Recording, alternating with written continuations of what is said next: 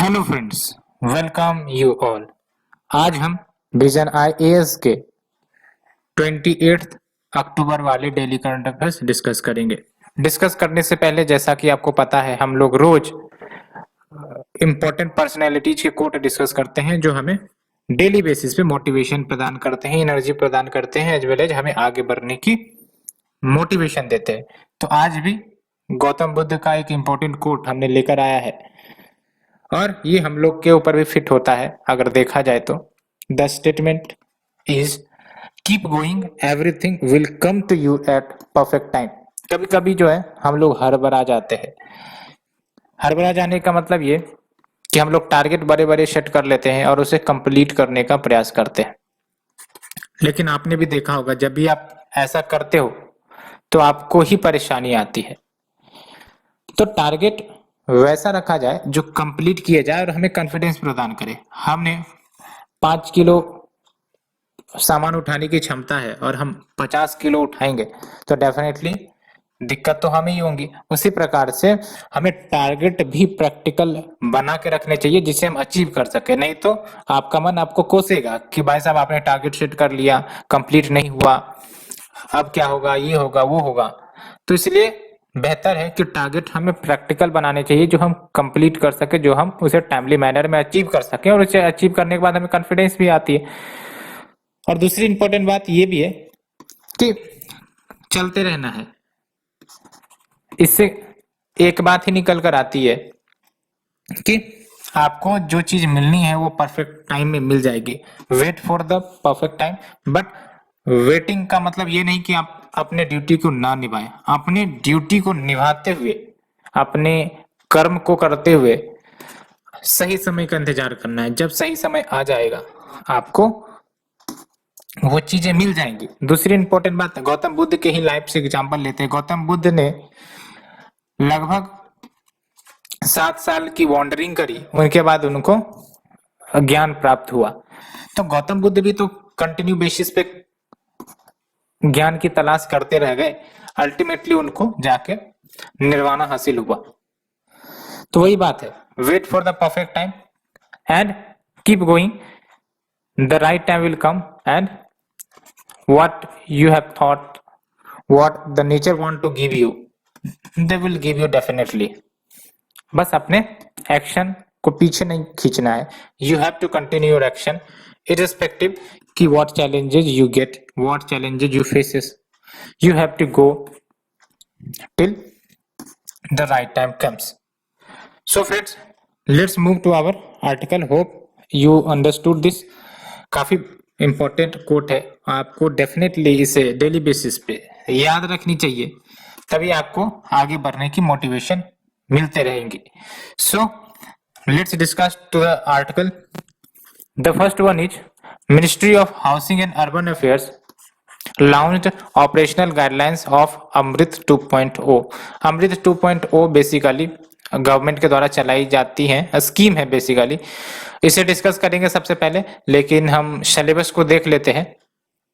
तो आप देख लो जीएस पेपर 1 और यहाँ पर जो आप अर्बनाइजेशन की टॉपिक देख रहे हो, है ना, urbanisation and the related challenges, उसमें ये कवर होगा।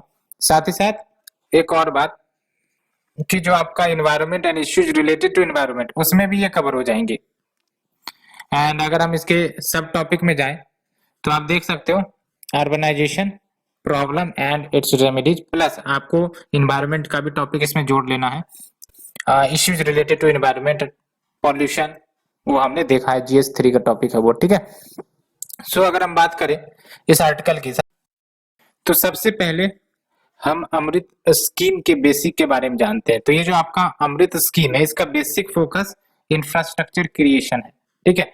For example basic civic amenity जैसे वाटर सप्लाई को इंश्योर करना, सेवरेज की सुविधा प्रदान करना, अर्बन ट्रांसपोर्टेशन आपका सस्टेनेबल हो, इनफैक्ट पार्क जो है उसको वेल डेवलप किया जाए, सो दैट जो क्वालिटी ऑफ लाइफ है उसको इम्प्रूव किया जाए।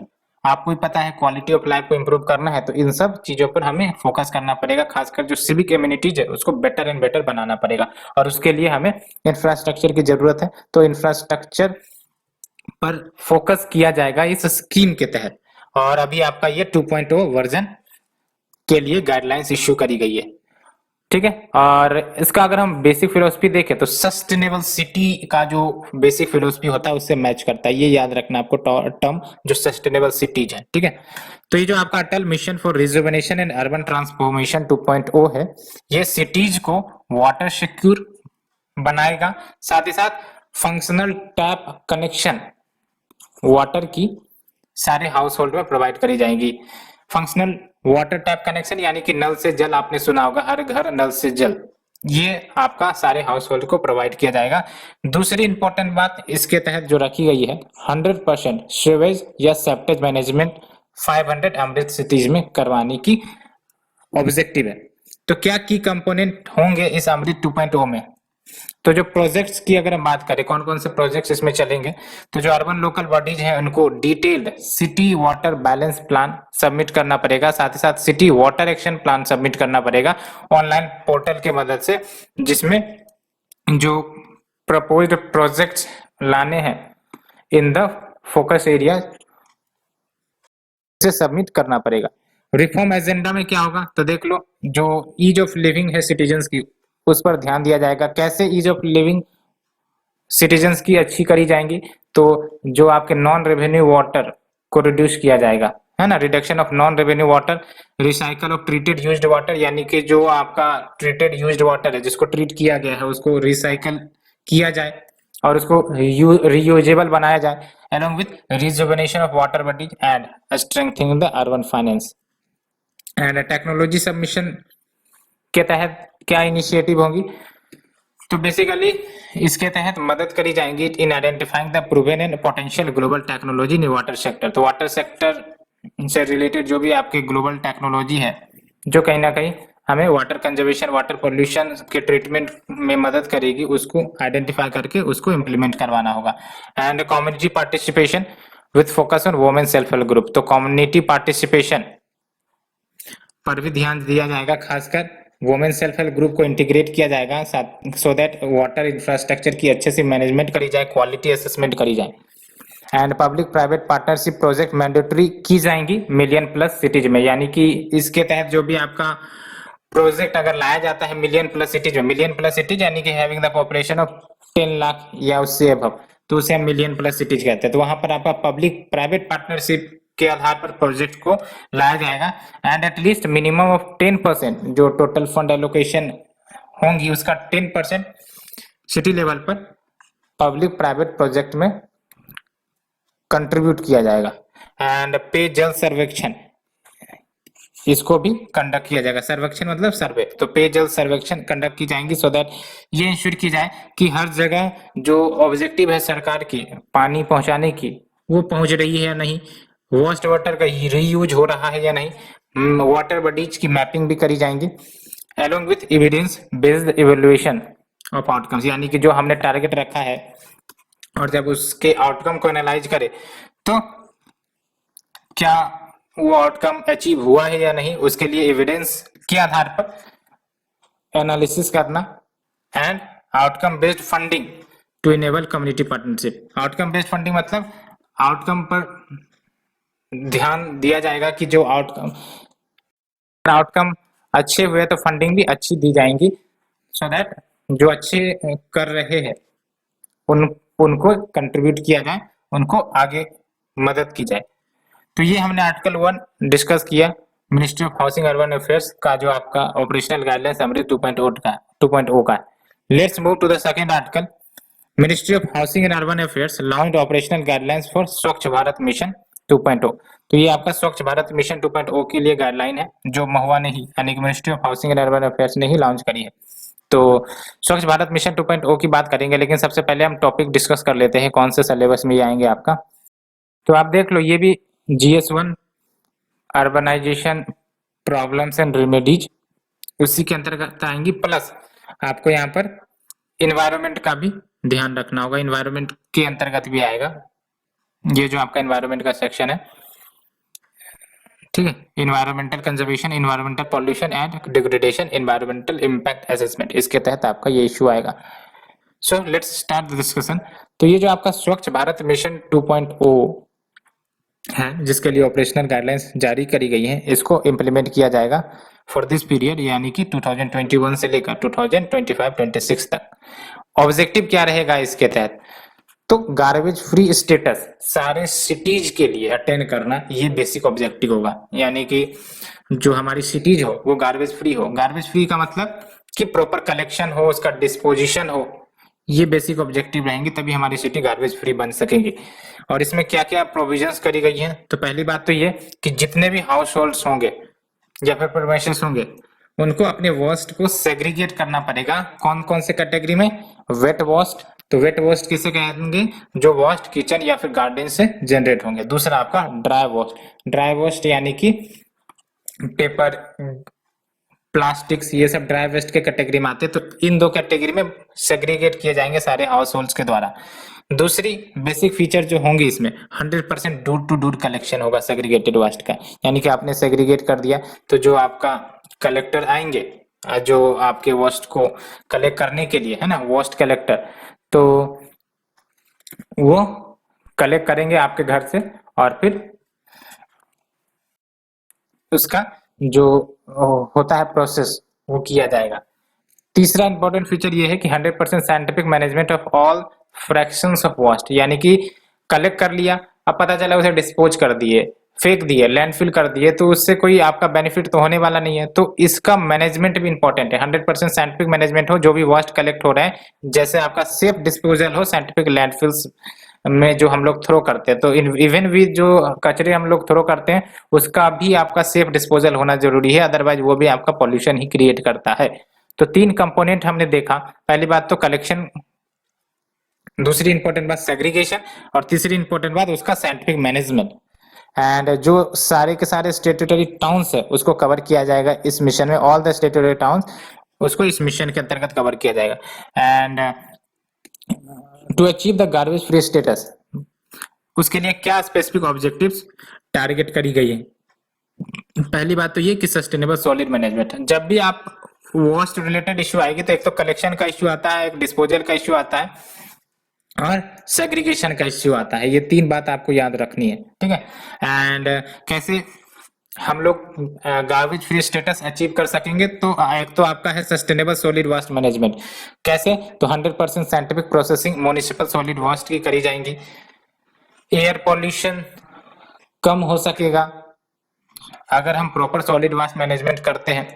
एंड तीसरी इंपॉर्टेंट बात जो गवर्नमेंट तय कर रही है वो है आपका phase reduction of single use plastic. इस प्रकार से हम सस्टेनेबल सॉलिड वेस्ट मैनेजमेंट की दिशा में आगे बढ़ेंगे। दूसरा है आपका sustainable sanitation and treatment of used water. जो आपके यूज्ड वाटर है, यूज्ड वाटर यानी कि जैसे इंडस्ट्री से वाटर आ रहे हैं या फिर हमारे हाउस होल्ड से जो आपके वाटर रिलीज होते हैं वो सब आपके यूज्ड वाटर होते हैं। तो उनका सक्सेसफुल सस्टेनेबल ट्रीटमेंट किया जाए। कैसे? तो इंड टू इंड सॉल्यूशन के माध्यम से डिस्चार्ज होने से पहले जो यूज्ड वाटर है उसका ट्रीटमेंट कर दिया जाए। अलोंग विथ ऐसा इंतजाम किया जाए सो दैट जो हार्जार्डियस वेस्ट इंटर करते हैं शेवर्स में, सेप्टिक टैंक्स में, वो इंटर होने से पहले उनको ट्रीट कर दिया जाए। And elimination of manual scavenging. तो मैनुअल स्कैवेंजरिंग तो अभी आपका कानूनन जुर्म है, लेकिन फिर भी प्रैक्टिस करी जाती है। तो जो भी आपका इलीगल प्रैक्टिस होता है उसको भी खत्म करना है ये मैनुअल स्कैवेंजरिंग के क्षेत्र में, ठीक है। एंड चौथा इंपॉर्टेंट बात, क्योंकि ये आपका पीपल रिलेटेड इश्यू है, तो इसमें जब तक आप अवेयरनेस क्रिएशन नहीं करोगे along with large scale citizen outreach नहीं करोगे तो कहीं ना कहीं इसकी जो सफलता है वो पीछे रह जाएंगे। इसलिए हमें awareness creation along with large scale people participation so that जन आंदोलन ये बन सके एंड स्वच्छ बिहेवियर लोगों में इन्फ्यूज किया जा सके। And next is your create the institutional capacity. यानी कि जो इंस्टीट्यूशनल कैपेसिटी है, जैसे आपका म्युनिसिपल कॉर्पोरेशन जो कलेक्ट करते हैं, इन सब की कैपेसिटी भी तो बढ़ाना है। बिकॉज जब तक हम कैपेसिटी पर फोकस नहीं करेंगे तो इफेक्टिव इम्प्लीमेंटेशन नहीं होगा। अब आपका वर्क मेन है ही नहीं, उतनी जो वर्कफोर्स होनी चाहिए कलेक्शन के लिए या फिर सॉलिड वेस्ट मैनेजमेंट के लिए अगर नहीं है तो आप समझ सकते हो कि फिर आपका जो टारगेट है वो भी अचीव नहीं होगा। तो अगर आपको इफेक्टिव इंप्लीमेंटेशन करना है तो इंस्टीट्यूशनल कैपेसिटी को क्रिएट करना पड़ेगा, कैपेसिटी बिल्डिंग करनी पड़ेगी, स्किल डेवलपमेंट करनी पड़ेगी, knowledge management and IT enabled governance as well. तो ये सब कुछ हमने इश्यू देखा। Let's move to the third article. Supreme Court constitutes independent expert committee to probe Pegasus snooping allegation। Pegasus आपने भी सुना होगा, स्पाईवेयर है, इजरायली स्पाईवेयर, और गवर्नमेंट के ऊपर आरोप लग रहे हैं कि इस स्पाईवेयर के माध्यम से वो बेसिकली कुछ जर्नलिस्ट के ऊपर, कुछ जो आपके लीडर्स है उनके ऊपर निगरानी रखी जाती थी। तो सुप्रीम कोर्ट अब यहाँ पर इंटरफेयर कर रहे हैं और सुप्रीम कोर्ट ने कहा है क्या, बेसिकली उन्होंने एक्सपर्ट कमिटी क्रिएट कर दी है जो ये का पता लगाएगा कि क्या सचमुच में ये जो आरोप लगाए गए वो सही है या गलत। तो अगर हम बात करें सिलेबस की तो ये देख लो आप, जीएस पेपर 3 एंड यहाँ आपका ये है, ठीक है, internal security challenges through communication network. So let's discuss the article. तो बेसिकली सुप्रीम कोर्ट ने 3 मेंबर टेक्निकल कमिटी अपॉइंट करी है और इसको हेड किया जाएगा सुप्रीम कोर्ट जज आरबी रविंद्रन के द्वारा। और बेसिक ऑब्जेक्टिव क्या रहेंगी, तो जो एलिगेशंस लगाए जा रहे हैं पेगासस सॉफ्टवेयर को लेकर कि इस सॉफ्टवेयर का इस्तेमाल किया गया था to snoop on Indian citizen, यानी कि इंडियन सिटीजन पर निगरानी रखने के लिए, including the journalist and political leaders. तो क्या ये आरोप सही है या गलत, इसको वेरीफाई किया जाएगा इस एक्सपर्ट कमिटी के द्वारा। एंड अगर हम बात करें पेगासस की, तो पेगासस आपका मिलिट्री ग्रेड स्पाईवेयर है और ये बनाई गई थी Israeli company, Israeli cyber security company firm जो है आपका एनएसओ ग्रुप टेक्नोलॉजी, इनके द्वारा ये बनाया गया था। और कहा जा रहा है इस कंपनी के द्वारा, भाई साहब हम जो ये पेगासस सॉफ्टवेयर बनाते हैं और इसको जो सेल करते हैं वो सिर्फ और सिर्फ गवर्नमेंट के लिए है ना, यानी कि गवर्नमेंट अगर मांगेंगी तो भी हम इसको सेल करेंगे, प्राइवेट के लिए सेलेबल नहीं है। तो ये बातें। एंड सुप्रीम कोर्ट अपने जजमेंट में several compelling circumstances laid down किए थे टू पास दिस ऑर्डर, जिसमें क्या क्या कुछ सर्कमस्टेंसेस बताए गए हैं। पहली बात तो सुप्रीम कोर्ट ने कहा, ऑब्जर्वेशन आपको याद रखना है, ये सब स्टेटमेंट आप कहीं ना कहीं यूज कर सकते हो। सुप्रीम कोर्ट ने कहा है इस मामले को जब वो सुनवाई कर रहे थे कि भाई साहब इनडिस्क्रिमिनेट स्पाइंग सिटीजन्स की वो अलाउ नहीं होनी चाहिए डेमोक्रेसी में accept in accordance with the law. ये आप लिख सकते हो, कहीं पर भी आपका प्राइवेसी रिलेटेड इश्यू आएगा, ठीक है। तो supreme court observe that indiscriminate spying of citizens can not be allowed in democracy accept in accordance with law. Along with supreme court ने ये भी कहा कि सेंट्रल गवर्नमेंट ने कोई क्लैरिटी सुप्रीम कोर्ट को नहीं दी है रिगार्डिंग द पेगासस अटैक की, क्या जो आरोप लग रहे हैं वो सही लग रहे हैं या गलत लग रहे हैं, अगर उन्होंने किया है तो फिर क्यों किया, क्या कारण रहा। तो कोई भी बातें सेंट्रल गवर्नमेंट के द्वारा सुप्रीम कोर्ट को नहीं बताई गई है।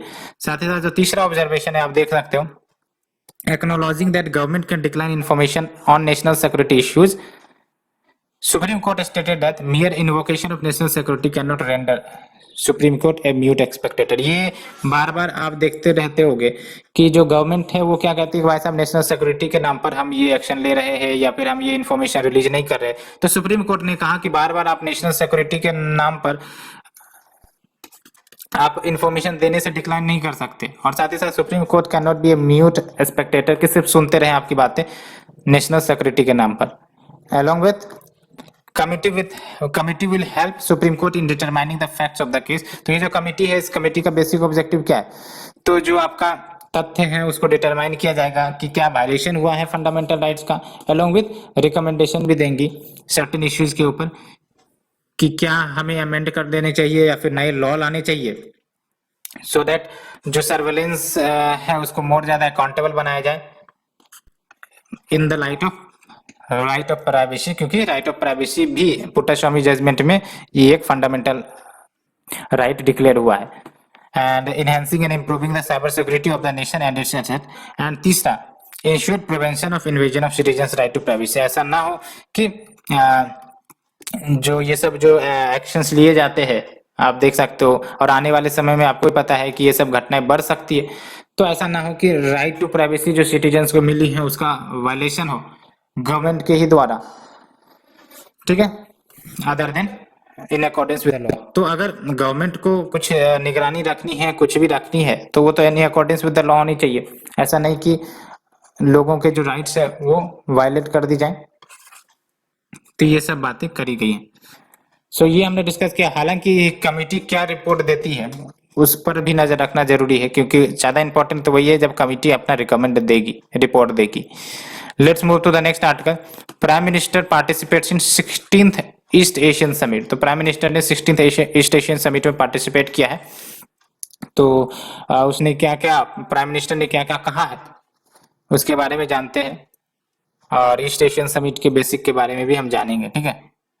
तो यहाँ पर आप देख लो टॉपिक की बात, तो ये आप देख लो आर्टिकल 4, ये जो IR डिप्लोमेसी है, एंड इसमें आपका important international institutions, agencies, bilateral, regional, global grouping and agreement. तो यहाँ पे आपका ये टॉपिक है bilateral, regional, global groupings and agreement. तो इस टॉपिक के अंतर्गत ये कवर आएगा, ठीक है। तो जो आपके ईस्ट एशिया समिट के लीडर्स हैं, उन्होंने 3 स्टेटमेंट्स पर ज्यादा फोकस किया है। एक तो मेंटल हेल्थ पर ज्यादा फोकस करी है, क्योंकि ये सब चैलेंजेस बढ़ती जा रही हैं। दूसरी, economic recovery through tourism and sustainable recovery. तो ये 3 इश्यूज हैं, एक तो मेंटल हेल्थ, दूसरा economic recovery through tourism, and तीसरा सस्टेनेबल रिकवरी। तो इन 3 मुद्दे पर ज्यादा चर्चा हुई और इंडिया ने भी इस पर सहमति जताई। तो अगर हम बात करें सबसे पहली बात कि जो आपका ईस्ट एशिया समिट है, इन्होंने कुछ important regional and international issues को भी डिस्कस किया। क्या है ये कुछ इंपॉर्टेंट इंटरनेशनल रीजनल इश्यूज? पहली बात तो इंडो पैसिफिक का इश्यू चल रहा है, दूसरा साउथ चाइना सी का इश्यू चल रहा है, तीसरा अनक्लॉज का इश्यू चल रहा है, चौथा टेररिज्म का इश्यू, एंड पांचवा आपका जो कोरियन पेनिनसुला एंड म्यांमार में जो इश्यू देखने को मिल रही है। तो कुछ ये मेजर इश्यूज इंटरनेशनल लेवल पर चल रहे हैं और इस पर भी डिस्कशन हुई है।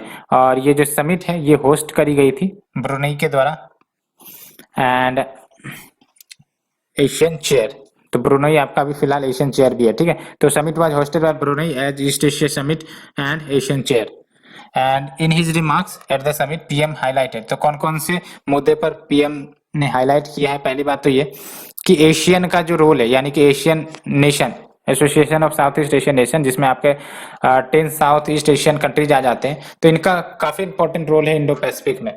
और उन्होंने हाईलाइट की है कि जो आपके एशियन आउटलुक है इंडो पैसिफिक में, यानी कि Asian outlook on Indo Pacific, and जो इंडिया का इंडो पैसिफिक ओशियन इनिशिएटिव है, इन दोनों इनिशिएटिव में सिनर्जी कॉपरेशन एस्टेब्लिश करी जाए टू इंश्योर कि जो आपका Indo Pacific free, fair, equitable हो सबके लिए।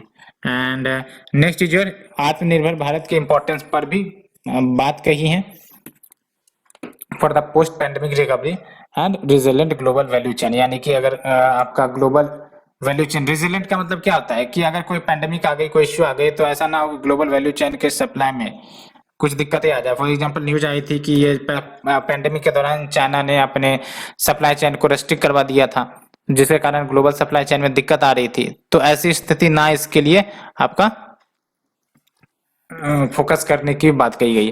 तो अगर हम बात करें ईस्ट एशियन समिट की, तो ईस्ट एशियन समिट आपका लीडर्स लेड फोरम है, 18 कंट्रीज इसमें आते हैं एशिया पैसिफिक रीजन के, एंड इसको बनाया गया था to promote regional peace, security, prosperity. And जो मेंबर देख लो, इसमें 10 एशियन मेंबर्स तो है ही हैं, जैसे Brunei, Cambodia, Indonesia, Laos, Malaysia, Myanmar, Singapore, Thailand, Philippines and Vietnam. ये 10 के 10 साउथ ईस्ट एशियन मेंबर है। अलोंग विथ जो आपके 8 हैं, जैसे ऑस्ट्रेलिया है, चाइना है, इंडिया है, जापान है, न्यूजीलैंड है, Republic of Korea, Russian federation and USA. आपको याद ये रखनी है कि यूएसए और रशिया दोनों है इसमें, ठीक है। इंडिया तो है ही है, चाइना है ही है। तो ये हमने डिस्कस किया, एंड इंडिया मेंबर रह चुका है, अभी भी है ईएएस का, since it's inception at Kuala Lumpur, Malaysia 2005। तो 2005 में ही आपका ईस्ट एशिया समिट बना था कुआलालंपुर में, विच इज इन मलेशिया। तब से भारत मेंबर है। तो one of the founding members East Asia summit का भारत है। Let's move to the next article. Quality council of India set up team to execute proposed open network for digital commerce project. तो क्या है ये आपका open network for digital commerce project और किस लिए इसको प्रपोज किया गया है, इस पर डिस्कशन करेंगे। Let's see the syllabus first. तो ये आपका जीएस पेपर 3 और जो आपका पहला टॉपिक है यानी कि ये आप देख लो,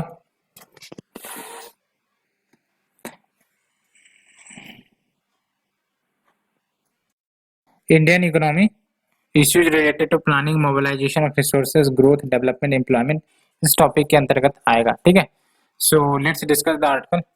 तो बेसिकली जो आपका department of promotion of industry and internal trade है, डीपीआईआईटी, इन्होंने इस ओएनडीसी प्रोजेक्ट को लाया है और इसका बेसिक पर्पस क्या है, इसे लाने का बेसिक पर्पस क्या है कि जो आपका डिजिटल मोनोपोलीज देखने को मिल रहा है, डिजिटल मोनोपोलीज यानी कि कुछ ही डिजिटल कंपनी जो है वो आपका मोनोपोली दिखा रहे हैं, बाकी को आने से रोक रहे हैं। ठीक है, तो ऐसे डिजिटल मोनोपोलीज को कर्व किया जाए, साथ ही साथ स्टैंडर्डाइज किया जाए रिटेलर्स से जुड़े जो आपके प्रोविजंस है on the e commerce site. And ONDC का जो बेसिक ऑब्जेक्टिव है वो है आपका कि जो ई कॉमर्स मार्केट के स्ट्रक्चर में कुछ बदलाव लिया जाए। अभी फिलहाल ये जो स्ट्रक्चर है वो कैसा है, प्लेटफॉर्म सेंट्रिक मॉडल है। ठीक है, जैसे अमेजन फ्लिपकार्ट ये प्लेटफॉर्म प्रोवाइड करेगा और अल्टीमेटली यहाँ पर आपके सेलर्स बायर्स आते हैं, जुड़ते हैं और अल्टीमेटली यहाँ आपका खरीद बिक्री करते हैं। तो उसको ओपन नेटवर्क में तब्दील किया जाए। ठीक है, तो अगर ओपन नेटवर्क, तो बात करते हैं अगर ओपन नेटवर्क के मॉडल पर अगर इसको लाया जाएगा तो इससे बेनिफिट क्या होंगी। तो पहली बात तो आप ये समझो कि किसी सॉफ्टवेयर या फिर किसी प्रोसेस को अगर हम ओपन सोर्स डिक्लेयर करते हैं तो इसका मतलब ये है कि जो सॉफ्टवेयर की कोडिंग है या फिर जो प्रोसेस से उस सॉफ्टवेयर को बनाया गया है उसको फ्रीली अवेलेबल कराई जाती हैं दूसरे को, वो कोई भी हो सकता है, सो दैट उसमें रीडिस्ट्रीब्यूशन हो सके, उसमें अगर कुछ मॉडिफिकेशन किया जाए तो वो हो सके। एंड इसका मतलब ये होगा कि जो भी आपकी ई कॉमर्स कंपनीज है उनको ऑपरेट करना पड़ेगा using the same process. And जो ओएनडीसी प्रोजेक्ट है वो आपका यूपीआई के मॉडल पर आधारित है और इसमें क्या होता है कि जो व्यक्ति है वो सेंड कर सकते हैं या फिर रिसीव कर सकते हैं पैसे को irrespective of the payment platforms on which they are registered. आपको ही पता है कि यूपीआई आईडी है तो फिर आप कोई भी प्लेटफॉर्म यूज कर रहे हो तो पैसे आप भेज सकते हो सेम यूपीआई आईडी से। एंड उसी प्रकार से जो ओएनडीसी होगा वो इंश्योर करेगा कि जो बायर्स है एज वेल एज जो सेलर है गुड के, एक तो जो बेचने वाले है खरीदने वाले in the e commerce market, वो ट्रांजेक्ट कर सके आसानी से रिगार्डलेस कि वो कौन से प्लेटफॉर्म पर रजिस्टर्ड है ना। तो यानी कि अगर वो अमेजन के प्लेटफॉर्म पर रजिस्टर्ड है तो वो उस प्लेटफॉर्म के माध्यम से फ्लिपकार्ट में जो आपके कोई प्रोडक्ट्स हैं उसको भी वो खरीद सकते हैं, वहां से भी ट्रांजेक्शन कर सकते हैं, तभी तो ओपननेस आएगी।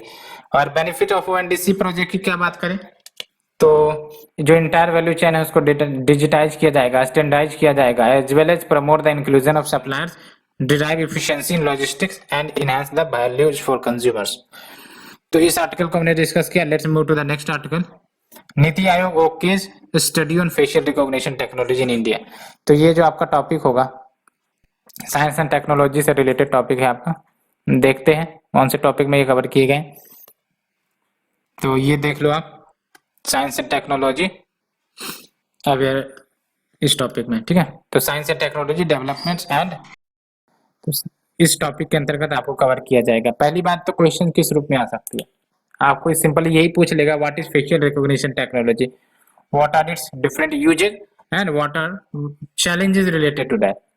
तो चैलेंजेस डिजिटल टेक्नोलॉजी का कॉमन ही होगा तो इसको आप रिमेंबर भी कर सकते हो, ऐसा नहीं है कि डिफरेंट डिजिटल टेक्नोलॉजी के लिए चैलेंजेस डिफरेंट होंगे, चैलेंजेस मोर और लेस सिमिलर होंगे, तो चैलेंजेस आप ध्यान में रख सकते हो।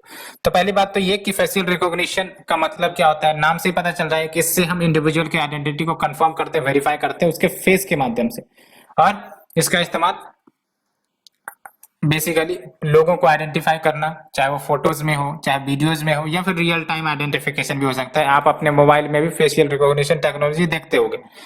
और इसके तहत कंप्यूटर एल्गोरिथम मैप करती हैं यूनिक फेशियल लैंडमार्क को, यानी कि फॉर एग्जांपल आपका चेहरा है और जो आपने फेशियल रिकॉग्निशन सेट करना है मोबाइल में, तो आपका जो मोबाइल है वो क्या करता है कि कुछ इंपॉर्टेंट लैंडमार्क्स को वो मैप करता है, चाहे वो आपका चीक बोन्स हो, चाहे वो आपका कॉन्टर्स ऑफ लिप्स हो, उन सब के आधार पर आपका एक मैप तैयार करता है।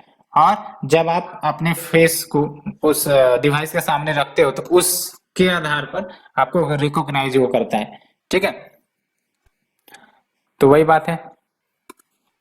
And for this purpose of verification or identification, system compare the face print generated with a large existing database of the face prints। वही बात मैंने आपको बोला कि कंपैरिजन करेगा कि आप अपने चेहरे को लेकर आए हो तो जो उन्होंने रिकॉर्ड करी है मैप को उसको मैच कर पाएगा, और अगर मैच हो गया तो फिर आपका लॉक अनलॉक सिस्टम हो सकते हैं। बात करते हैं कहाँ कहाँ यूजेज हो सकती है इसकी, तो automated processing at check points like entry point, security check, इन सब में अभी क्या होता है फिजिकल चेकिंग होती है। तो अगर ये आपका फेशियल रिकॉग्निशन आ जाएंगे तो आपका डायरेक्ट फेस रिकॉग्निशन के माध्यम से चेकिंग हो सकती है और आप बोर्डिंग कर सकते हो आराम से। And would facilitate investigation of crime, तो क्राइम इन्वेस्टिगेशन में ये मदद करेगा।